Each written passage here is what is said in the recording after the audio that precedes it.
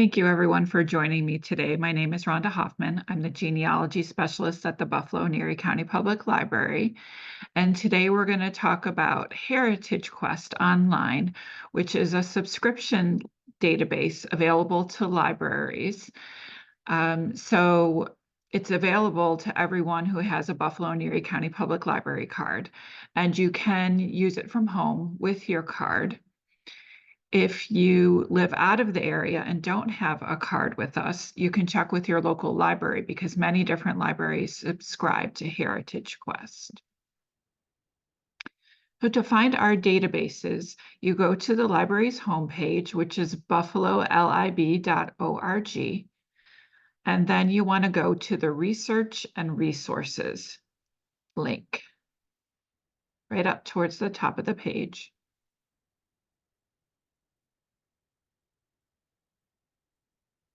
And you'll see under Research, Databases A to Z. Now, if you're accessing this from home, right here under where it says Databases A to Z, there'll be a box where you type in your library card. And once you type that in, then you'll be able to use it from home. And you want to look at the categories. So we have a genealogy database category. So you click on that.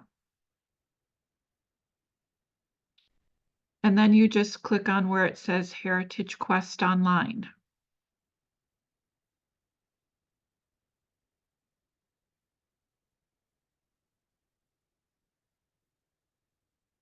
So HeritageQuest is a little bit different than some other databases that you've used in that you can't search the whole database at once for HeritageQuest Online. You have to go into individual record sets. And the first record set we're going to talk about are U.S. Census records. So if you scroll down, you'll see Search U.S. Census, and I'm going to click on Search Now. This has the entire U.S. federal census from 1790 through 1950. And this is the same thing that's in Ancestry. It's the same index, it's the same images. So if you don't subscribe to Ancestry, this is a way for you to get those records. So you can search across all of the different federal census records by using this particular fill-in form. And then, but if you wanted to, you could go into each individual census if you wanted to do that. In addition to the 1790 through 1950 censuses, there are special census schedules in here, and I will talk to you about those later. They're down at the bottom here. So I usually start by searching the whole collection. And a good way to start is by putting in someone's name. I'll put in the first name and last name. I'm searching for John Golubski. And I will fill in the lived in field. And you can put the town or the county. I'll usually type in the town, and I'll usually make it exact to the county, just in case, they probably lived in a particular town their whole life, but maybe they went outside of that area just a little bit. And I'll usually put in a birth year. And I usually don't make that exact, but you might want to do like plus or minus 2 years or 5 years. Sometimes names vary in the census records. And that's usually what I would just start with. But you can, just like in Ancestry, you could put in some of their family member names if you want to. That would definitely be a good thing if your ancestor had a very common name, like Smith or Jones. So I just clicked search.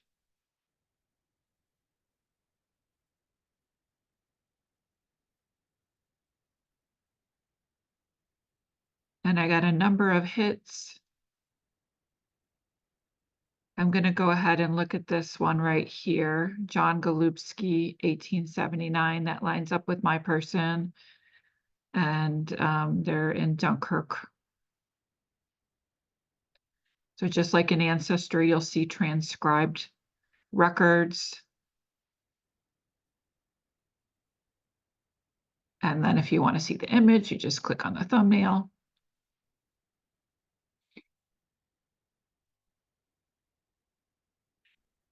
And so I can zoom in and find him. Those of you that use Ancestry, you know that Ancestry will usually highlight the name on the page. And sometimes if it doesn't do that, it's because of your settings. So over to the right, if you click on this little wrench, you can click where it says settings, and you can see where it says highlight households. Mine is off. So if you wanted that to be there, it would be there. So now you can see it puts it in green and yellow for the particular person that I searched for, and his family members are in green. Of course, sometimes when you zoom in, you like it to find them on the page, but then you zoom in and you don't like that color on there. So you can take it off again. And another thing that you can do is sometimes images might look blurry, or they might look too dark or too light. So usually to fix that, I'll turn on or off whatever your settings are for the enhanced images and basic viewer. And you'll see a difference when I do this. I'm going to go ahead and turn off the enhanced image. And hopefully you can see it got a lot darker. So sometimes if something's faded out, that could really help. Or if it's too dark, it could help to put that on. And if you don't like, I like to have these column headings so you don't have to keep scrolling up to the top to see the census. You can turn these column headings on or off if you don't like those as well, that same way. So there's John Golubski with his family. They're on Lake Road, 5 Lake Road in Dunkirk. I'm going to go ahead and X out of that now. And I'm going to go use the back button to get back to my results list. There were a number of other hits for him. And so you can see there's these other entries, one for John Gobebski and one for John Golurbski. And then you can see there's these brackets. And so when you see brackets like that, it's what someone who subscribes to Ancestry put in. Sometimes it might be a family member and they know the name, and so they might type that in there. And sometimes it's just people that look at that and go through and try to fix things. And sometimes they get it right, and sometimes they don't. Like this top one, someone put John Golubski and someone put John Gohebski. And so when you open up the image,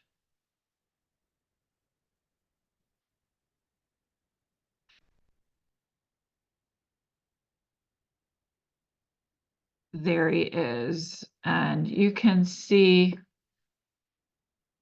why they might have transcribed it that way, but that is Golubski. Now, if you wanted to save this image, you can save it. So you can click up here.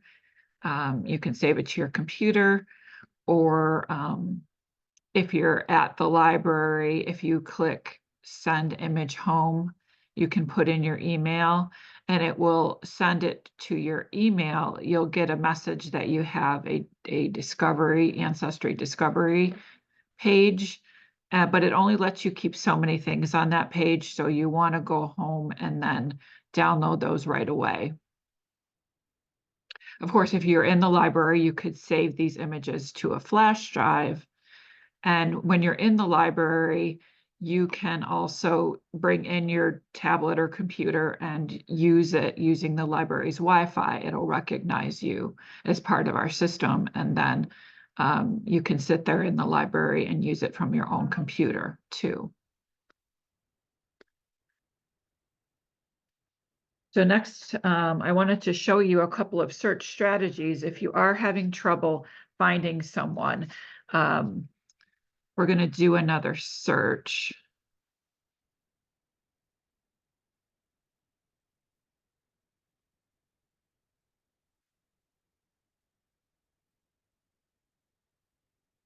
This time I'm searching for a gentleman named George Whitall. He was born in 1854 in England, and he lived in Akron in Erie County. And I'm going to make it exact to county. And I'm going to go ahead and click search.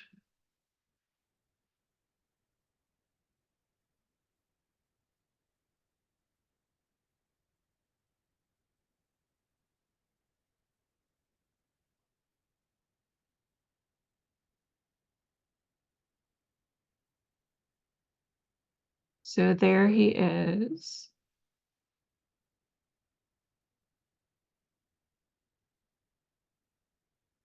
If you had any difficulty in finding him, so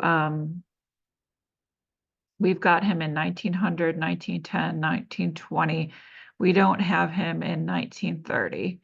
You can play with these different things off to the side. I restricted it to county. You could restrict it. You could change these sliders and do county and adjacent counties or the whole state and hit apply and see if that comes up with any hits.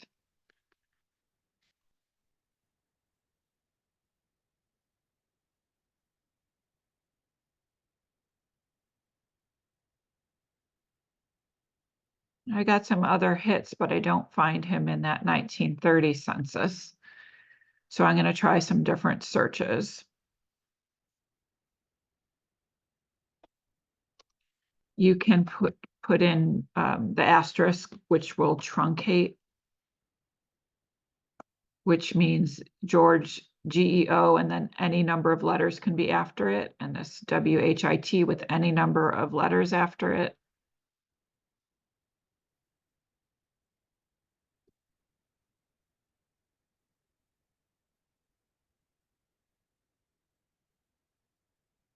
I'm still not finding that particular item.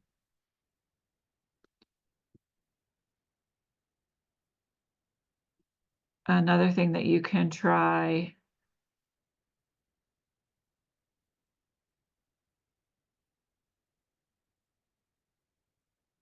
is you could put in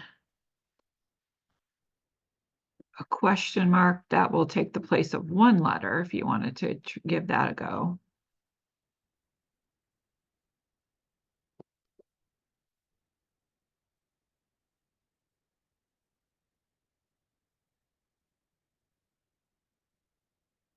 And then near the top, you see this 1930 hit for a George Wette. And it's just a matter of the handwriting for this person.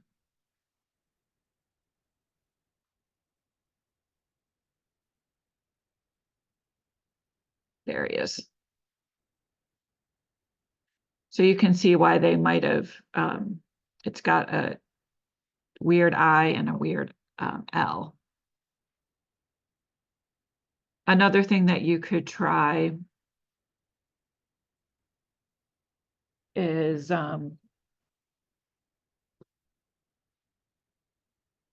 you could also search by address if you're not finding him. And to do that, you have to actually go into just a particular census year. For some reason, it doesn't work if you go across all of the censuses.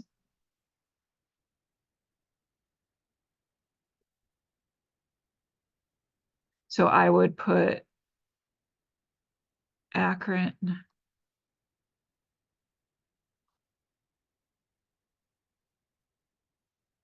I'm making it exact to county.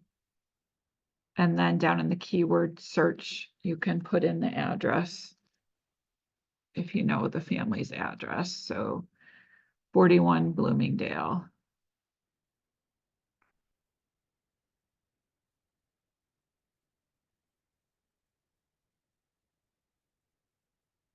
And there he is down at the bottom. Sometimes you might get some false hits, like here you can see this person lives on Bloomingdale, and then it's picking up the 41 for the age. So it's just both of those numbers or words, they're on the same record, the same person's record.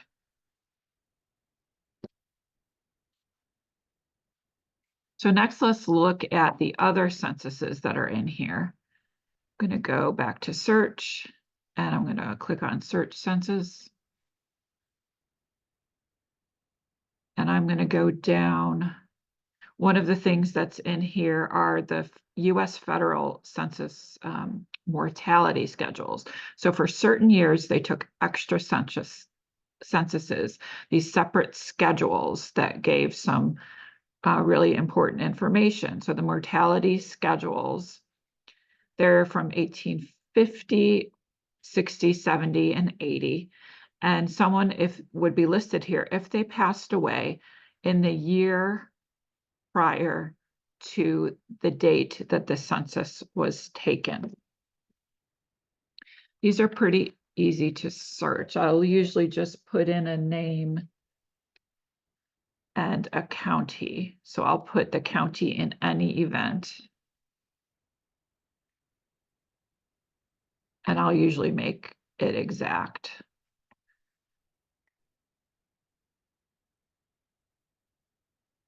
And there's Clarissa Bartow.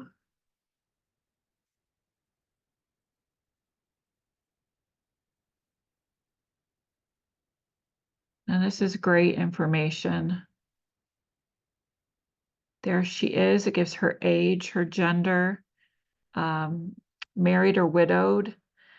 If this person was African American, it would list whether they are free or a slave. So that's really important. This would give the name of enslaved individuals who often weren't named in records. And so we also see just the place of birth. They'll usually just put a state or a country, but it will list the month that the person died. It will list their occupation and then the cause of death. So her cause of death, it says childbed. And then number of days ill, it says 7 weeks.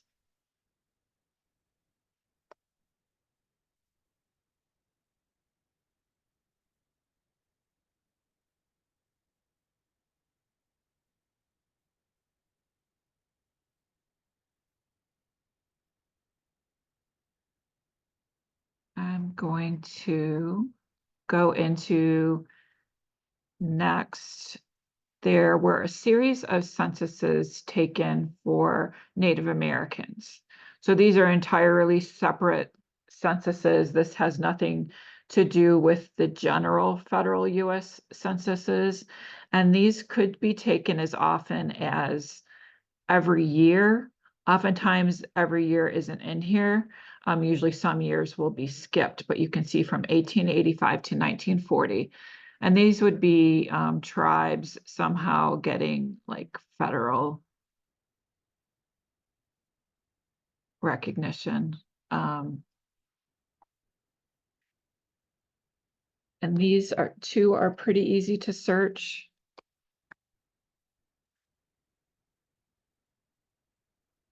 I'll just put in the same info as I usually do for censuses.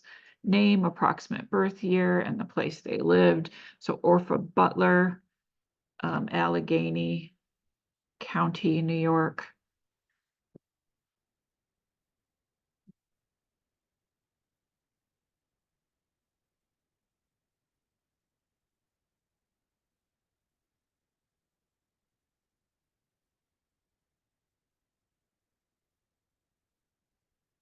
And look at, there's so many entries for her, 33 different entries for her if we were to advance the page. See this top one. Sometimes the data changed on these. They look a little different than census records that we're used to. They're not quite as detailed. So there's Orpha Butler. It does list individuals' gender. It does list their relationship to the head of household. It does list their ages.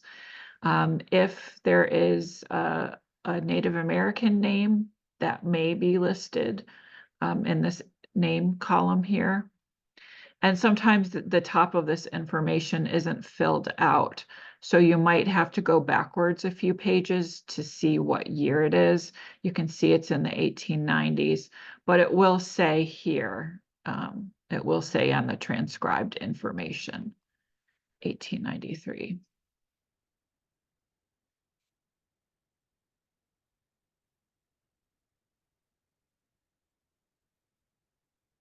Wanted to show you one more here.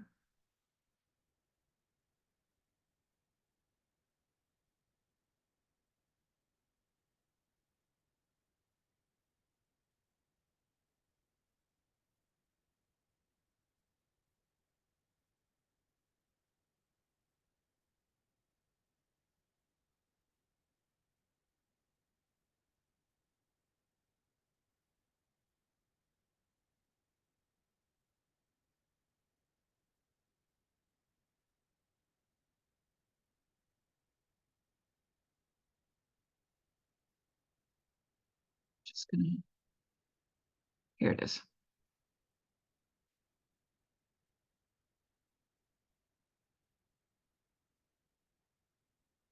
So this one has some extra data on it. It's typed, so that's nice, right? So we can read that really well. Sometimes you'll see they'll list here, it says Ada had I alone this year. This one says was with Nancy last year. And then it has someone's death. Florence Bell's Button died April 23rd, 1916. And then sometimes there's dates of birth here too. You can see young children, it seems to list their dates of birth.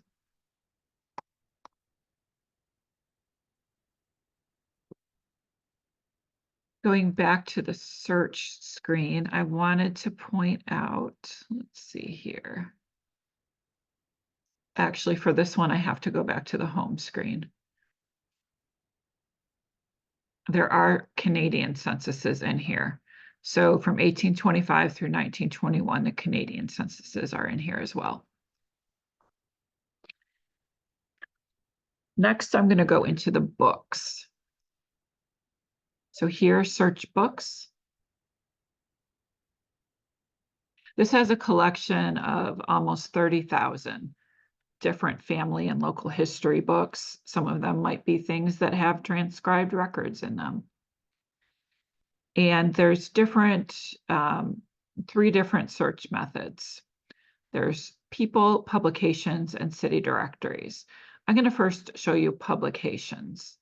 So this is good if you are looking for books where your ancestor's surname might be the main subject, or say the county or town where they lived might be the same, might be the main subject. So you could just put in your family's last name and click submit. And then here you can see I put in Fancher, here's the Fancher family.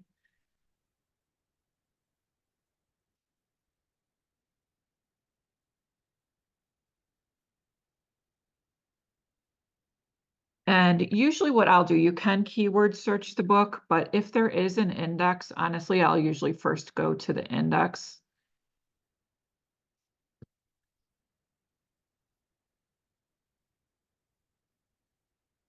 And so here's the first page of the index.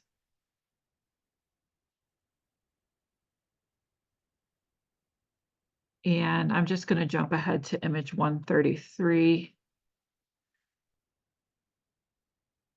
So I'm looking for a gentleman named George Washington Fancher. He's on page 56 and page 89. What I can do from here is if you click right up here to the book's title, it'll take you into that book.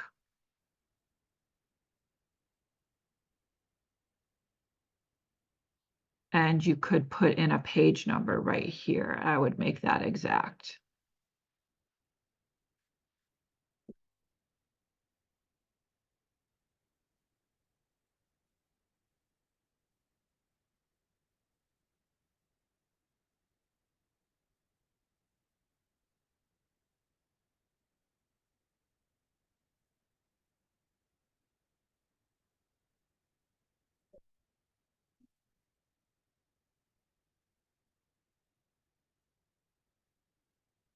So there he is, George Washington, and then you can see Fancher.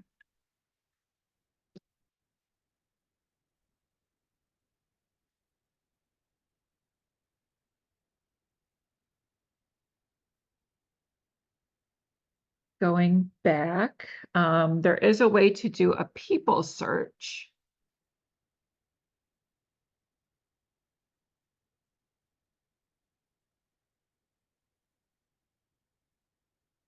I find it easiest to just go back to the search menu and go back into the books instead of keep backing up.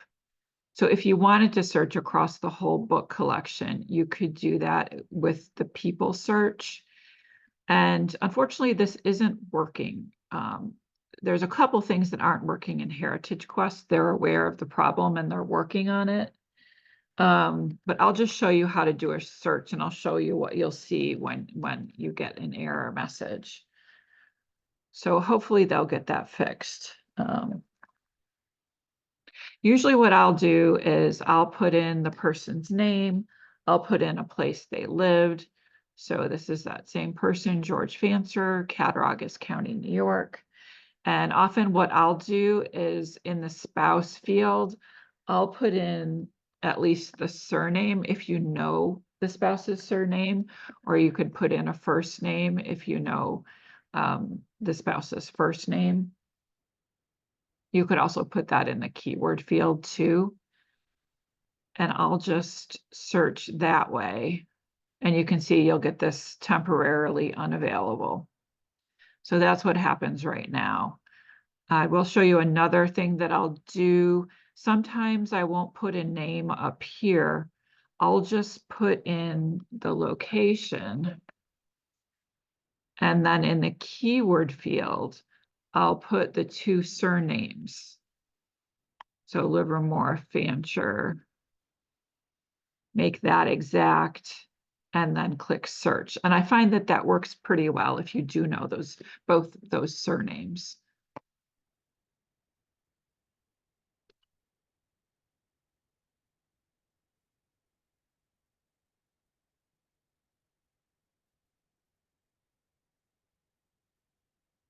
And the other part to the books are city directories. These are the same city directories that are in Ancestry.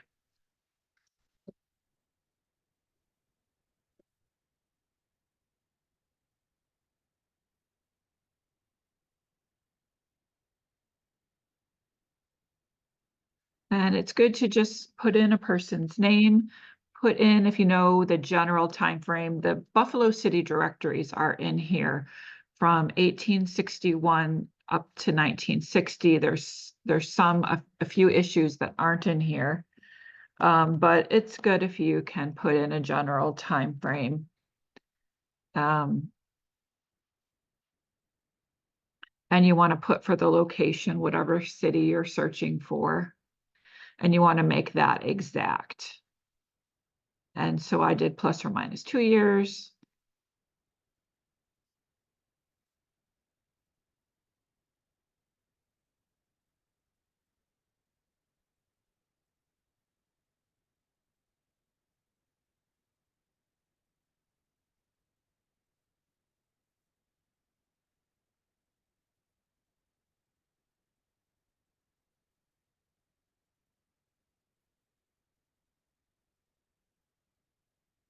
So there he is.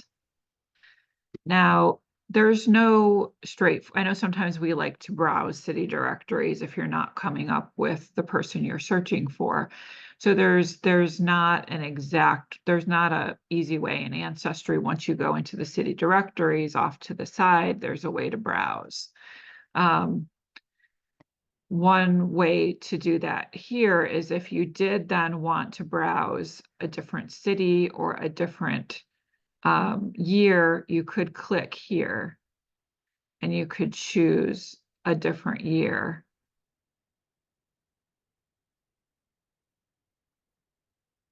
And then you could browse through page by page in that city directory. You can change the city, you can change the state. So really all you have to do to get into the browse, if you want a particular year, you just need to do any search in the year that you're interested in. So if I were to edit this search, you can take out a particular, well, you keep in a name, but you can put in this particular year and make the location exact.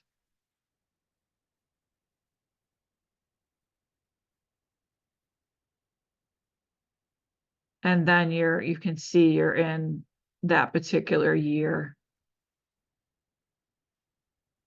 And that's the best way to get to the browsing. If you don't have a particular name, just pick a random name. And you can, of course, jump back to image 1 to start from the beginning, or, just jump around to whatever, however far you think the name will be in the alphabetic range.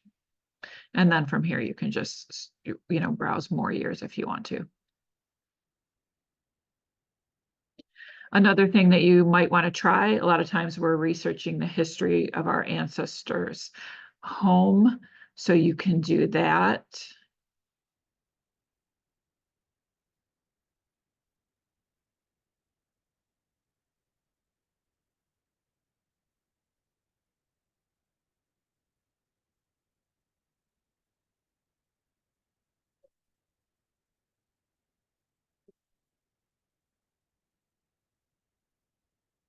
And you can just take out the name. You want to make the city exact.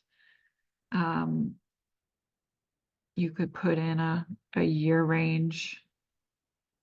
And then in the keyword field, put in the address and click exact.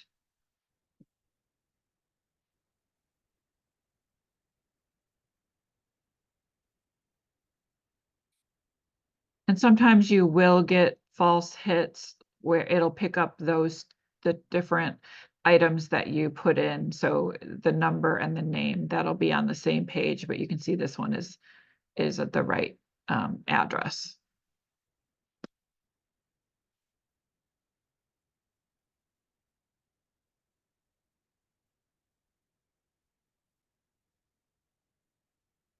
I'm going to go back to the search screen. And next we're going to go into Freedman's bank records. So here they are, Freedman's Bank. The Freedman's Bank was set up after the Civil War. It was for freed African Americans. And if they joined the bank, there were very detailed registers that had to be filled out. And it has all kinds of personal information about it. Though it was for African Americans, sometimes you will see other individuals. If it was like the only bank nearby, they might have just joined the bank. And for some reason, in the New York City area, a lot of immigrants joined this particular bank. So you will find other ethnicities in here. It's pretty easy to search us, unless it's a real common name. You could just put in a name. If it's pretty common, then I would put in the state where you think they would have lived when they joined this bank. So you can see the time frame here, 1865 to 1874. This is who I was looking for, Frances Saronia Dunn. And look at all this information. Her birth date, her birthplace, where she lived, the bank location. I'm going to open it up, but there's all kinds of family members' names in here. Oftentimes it'll be like a ledger page like this, so you'll just have to browse around the register. So there she is.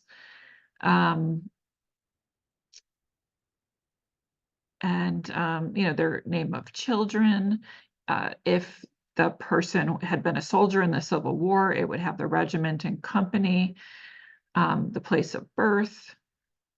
It's got mother, and it says mother indicator. Oh, is that father indicator? Georgia, mother died indicator, Georgia, 3 months ago. And then it's got a brother Felix in Little Rock, Arkansas, sister Caroline, wife of Joseph Green, Atlanta, Georgia, sister Callista has passed away. So you get all that detail. So don't think about this just for your ancestor, but their siblings, their parents as well, their children as well. And sometimes you can see some of these things were crossed off. So sometimes you may find the enslaver's name, or if there's a name of a plantation, you might see that listed as well.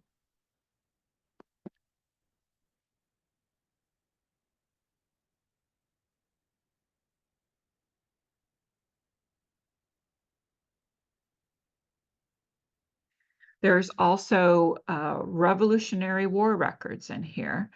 So you want to search military records. It's the Revolutionary War pension files.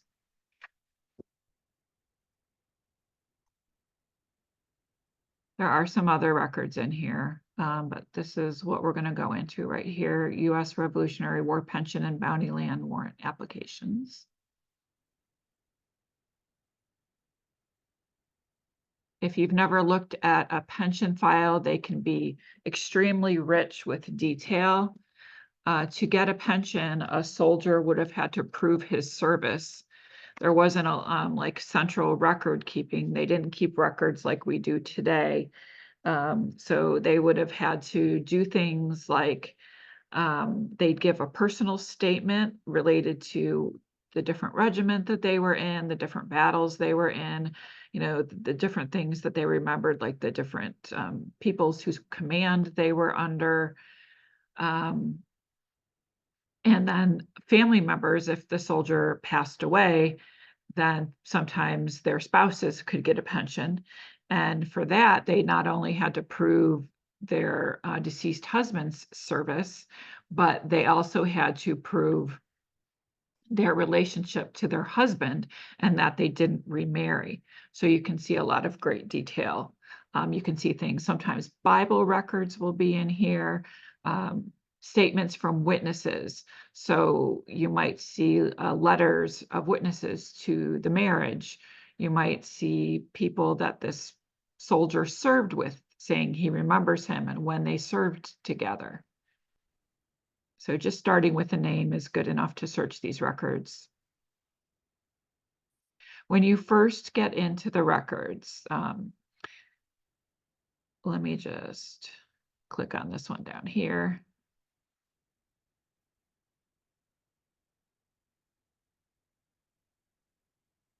So, so this person, his wife is Nancy. He served in Rhode Island, though the place that he's applying from is New York State, where he moved afterwards.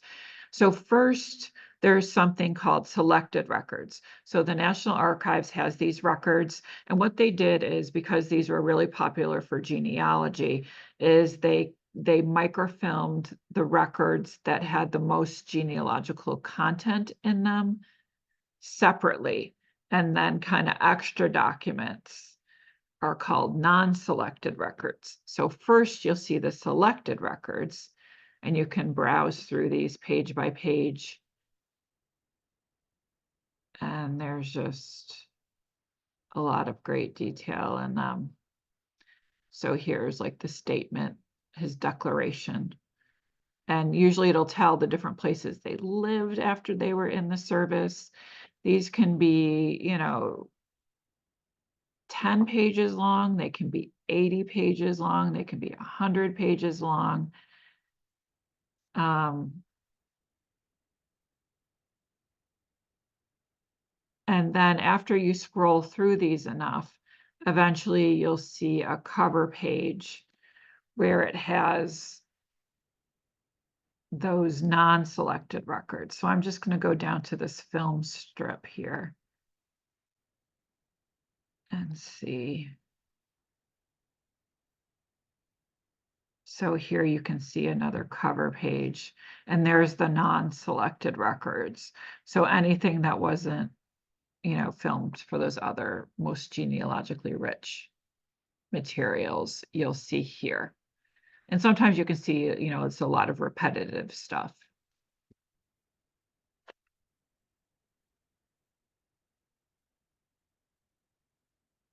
Next, I'm going to show you, if we go to the search screen again, under here, search maps and photos, there are US indexed county land ownership maps.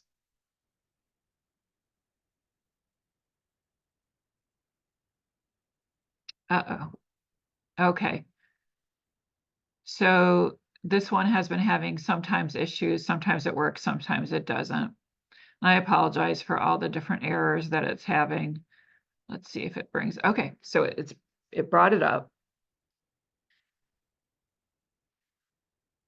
And you can see over to the right, you can see the different states that are in this collection. So there are a bunch for New York State.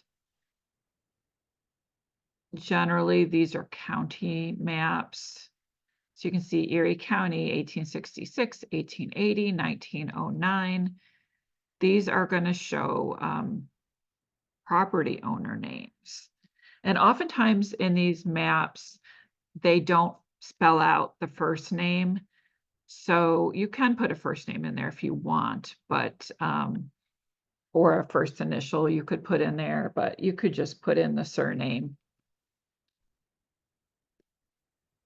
So there's Erie County. I'm going to make it exact to the county. And I put in the surname Ransom, and you can just search. This is who I was looking for. You can see his name is spelled out, Asa Ransom. You can see there's a number of hits. You can see the years, so you know what year you're going into. So he's listed on the 1880 map. And it doesn't highlight, but so you kind of look around the page. Let me make sure. I want to make sure that that's true. Yeah. So he's over here all the way to the right. So it can be a little difficult to browse around the map, but usually they're pretty legible. So these maps, they'll show the property owner names, but then you might see other things like businesses listed. You might see cemeteries. Let me see here. So like here, you can see there's a schoolhouse over here.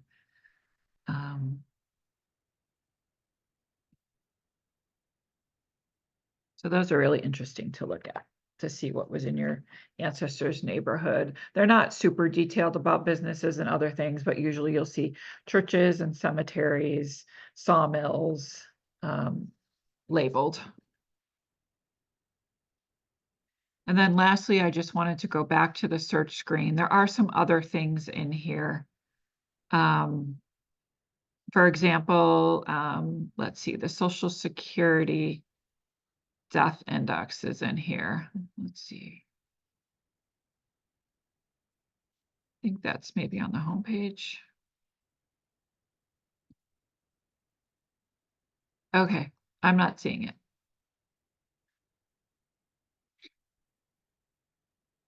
Oh, it's right in front of my face right here, Social Security death index.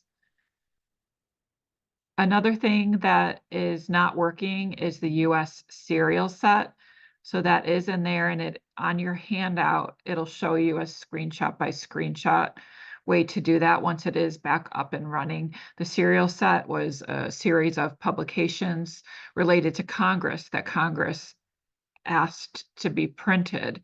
And a lot of times what you might see here, it's usually like as US citizens, we have a right to petition the government for action if we tried all different avenues for something that's related to the federal government and it doesn't work out. You can petition Congress. So for example, someone might petition, like if there was a war where they lived and you gave goods or something to the militaries, different supplies, and you never got paid for it. You might see your ancestor asking for reimbursement, or if your property was damaged somehow, they might ask for reimbursement, or if someone is trying to get a pension increase, you might see that. Sometimes entire towns, like around during the time of slavery, entire towns petition the government to end slavery. So they can be very interesting. And then other things, you can look at these different categories for other areas in the world and just see what's in there. So if you wanted more US records, a lot of what is here under those categories, under the location categories, are things that are in family search. So this would offer you the because HeritageQuest is related to ancestry, it would offer you a different way of searching these records. So for some reason you're trying family search and the information isn't coming up, you can't find it. This is just another search engine to search in for these particular records. And that is everything that I have for you.